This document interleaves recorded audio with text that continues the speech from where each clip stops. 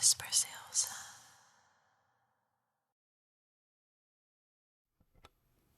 Hello, sweethearts. Today I'm going to do a script that I wrote myself about anxiety, because I know that there are quite a lot of people who suffer from anxiety, and I just wanted to share a couple of things that I experienced myself over the years from anxiety, because I had that myself as well. And basically what I did is I wrote down a couple of things which you might recognize, and after that I'm going to tell you how I got rid of it. So I hope that you can enjoy this anxiety script. It's not a script to get anxiety of course, but I just wanted to share my experiences with you guys, and I hope that even though it's a serious topic, you find this video still relaxing, even though you don't suffer from anxiety. So here we go. What are you afraid of? What is this feeling that keeps coming back? Well, if I would have known that, I would have done something about it, right? I feel fearful. The space where I'm in is too big. Or sometimes it can feel like the walls are coming at me. I want to hide myself. Leave me alone. But at the same time, I need someone to talk to. It doesn't make any sense to me anymore, and I don't know where to begin. You end up sleeping or staring at the wall. You can't do anything anymore because this feeling is taking you over completely. You feel so sad, empty. Why am I here? How did this happen? I can't function like this. What to do? Does this sound familiar? I had a very bad anxiety problem a couple of years ago, and I want to tell you how I got rid of it. Hopefully I can help you as well, so that you can live your life without any anxiety anymore at all. It all started when my dad was so ill. I couldn't handle it anymore. I numbered myself out completely, and I wish it was me instead of my dad who was so sick. I lost myself. I became a nobody, living on autopilot, and I didn't care about myself anymore. I didn't feel emotions anymore until it became night. When I went to bed, I felt that my hands became sweaty. My heartbeat kept rising, and I was afraid. Oh no, I'm going to get an anxiety attack. I can feel it. And nobody cares. I'm not good enough. Nobody understands me. What is this feeling? What am I so afraid of? This feeling took me over. Lying in bed, so cold, so alone. And then I tried to calm down myself.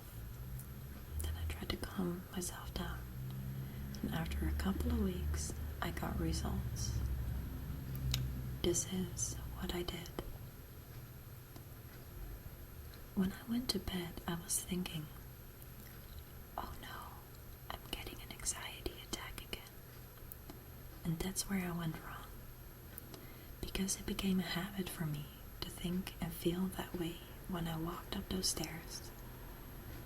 It also became a habit for me to feel like that when I had to deal with a new situation. I was afraid of what others would think of me, that I wasn't good enough. So after I discovered that, I wrote all the things down, what I was afraid of. analyzed it and I tried to place it in the right perspective. The things that made me afraid were losing my dad, losing my whole life because of that, because he was everything,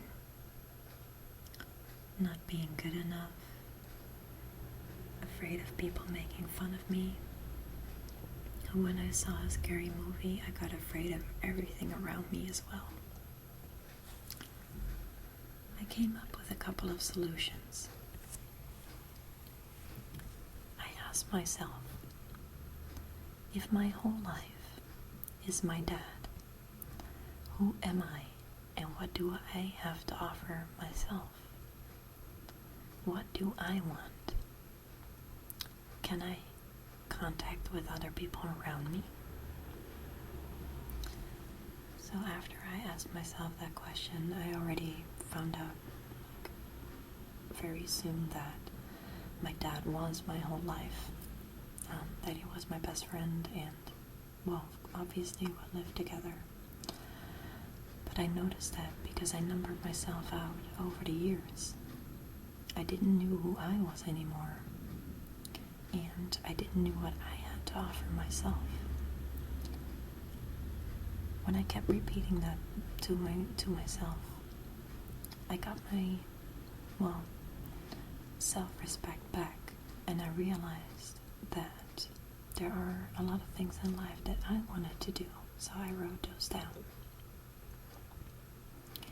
And I also tried to make contact with more people around me, try to do fun things so that I don't have to worry about the fact anymore that people are not going to like me. The second solution for me was, if I don't accept myself, others won't accept me as well. So I have to tell myself that I'm good enough. And I have to surround myself with people who accept me for who I am. I didn't accept myself at all. I thought that I was a nobody, a loser, who was not good enough, because that's what the thing that people told me. But I already discovered pretty soon after I wrote everything down that I was hanging around with the wrong crowd, if you know what I mean. I was hanging around with people who told me that I wasn't good enough, who were bullying me around, and I dropped all those people. Even friends that I thought that were friends and that I wanted to keep them close because otherwise I was afraid that I was going to be alone. But I dropped everyone around me, and basically all there was left were 2 people that I could rely on and who respected me for who I was, accepted me for who I was. The third solution is, if I freak out because of scary movies, then don't watch them. A very good example of that is when I was very young. I watched The Sixth Sense, and I was so afraid of that movie after I watched it that after that I was done with scary movies.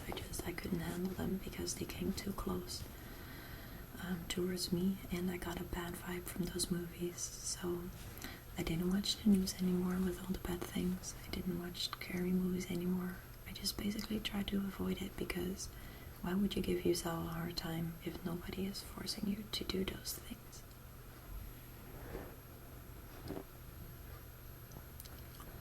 The fourth solution that I came up with was,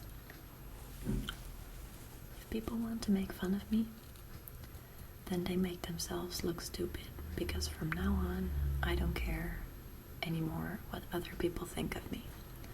Now this took me quite some time, because I was so adapted to people being nasty with me and to just take it all in. But once I got my self-respect back and I realized that I was good enough, I didn't care about all of those other people anymore who thought that I wasn't good enough, because they tried to get a reaction. They tried to satisfy the thing that they do, by bullying you or telling you that you look stupid, but you don't get anything from that.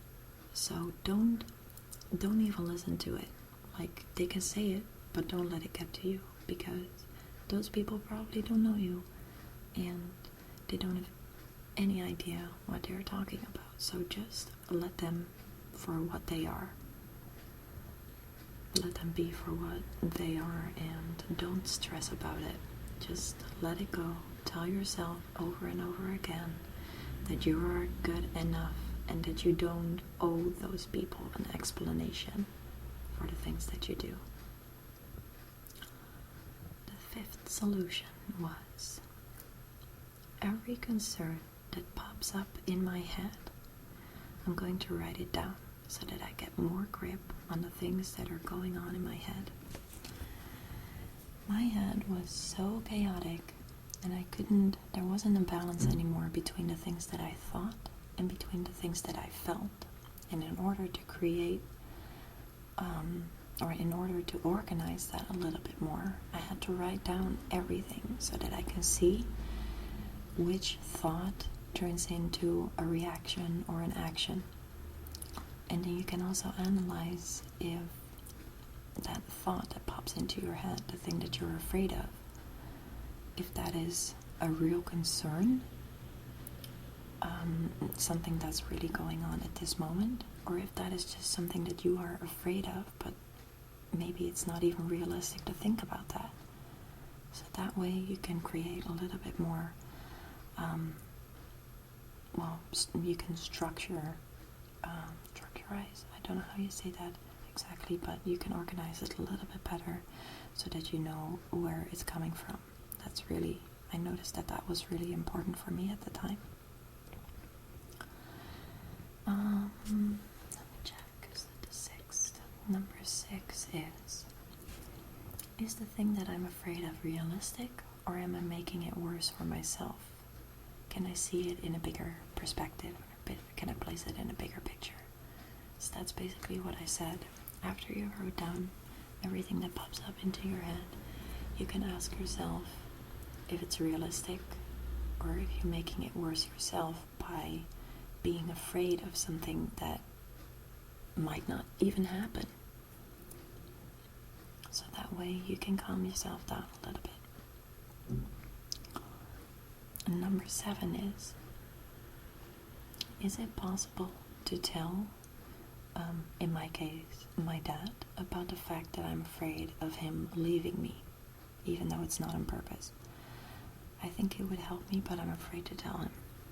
So that also took me a couple of days, because in the end I felt so fearful all the time that I had to tell someone, and the first person that I told about was my dad.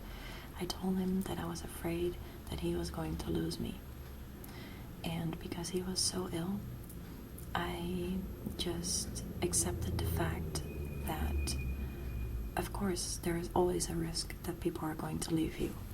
But does that mean that you have to live like that? Because of the fear, it doesn't mean that if you're afraid of something that it's going to take you over and that life doesn't continue after that. As many of you know, my dad really did die when I was 16. All of these things that I wrote down were basically things that happened when I was 15 years old. So after all, my dad did die, and of course I had to struggle with it like a lot, and my life changed 180 degrees. But I learned so much from it, and if I look back at it, I'm grateful for the way how it went. Of course, I miss my dad, and I wish that I still had him. But if I look at it, if I look at my past, my life wasn't over after death. You know what I mean? It made me even more realize when he wasn't there anymore what I was made of and what I was worth and who I wanted to be, instead of living for my dad. So I became me, basically, after he died, because I wasn't numbering myself out anymore, and I had to do it myself. And of course I was afraid at some times, but even though I was afraid, I always knew that it would be going upwards again. And that did happen. So keep in mind what your goals are. Keep in mind what you want to live for. And you will get there. And the last solution that I found was, if I feel anxiety or extreme fear, I just let it come from now on. I look at it and I try to feel where this fear is coming from. Take a deep breath.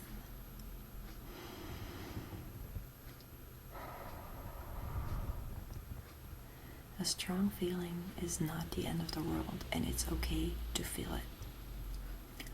Back then, I was beating myself up for the fact that I felt fearful, that I was worried about things, and I never let that feeling come to me. But that's the reason why I numbered myself out for so many years, because I didn't want to feel that fear. But in order to get somewhere, you have to go through all the obstacles that life is going to throw at you. And if fear is one of them, then don't walk away. Dive into it and let it take you wherever it's going to take you. But it's not going to be the end. So it's okay if you feel fearful, and that fear doesn't have to become extreme fear. If you just let it come to you, feel whatever you feel, write down what you feel, and try to analyze it. Just look at it in a calming way, take a deep breath, and just know that that feeling is not the end of the world, and that it's okay to feel bad once in a while. You will get over it. You can get out of it. So I hope that these solutions, these tips, the things that I did were helpful for you. I just wanted to share with you guys that it is possible to get out of that fear, but in order to get somewhere else, you need to go through that first before you can get there. So just feel it, let it come to you, take a deep breath, and don't worry too much about that fear. Don't put too much value in that. It's way more important to put value in the positive things in life instead of the negative things, instead of the fear and the anxiety. Because life is really fun. You just have to accept that in order to know what positivity is, and in order to know what peaceful thinking and happiness is, you also have to know how it's like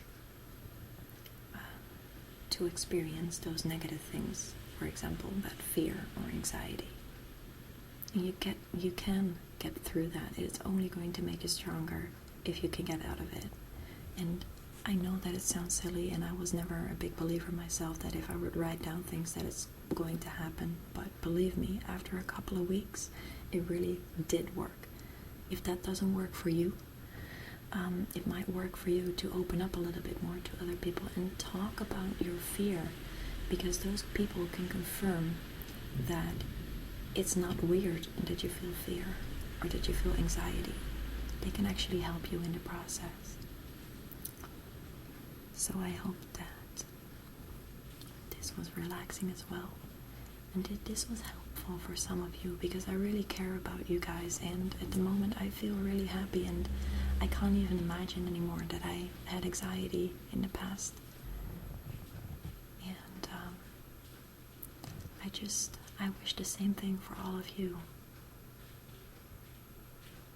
So I hope to talk to you soon, and that this was helpful and relaxing for you guys. I love you guys.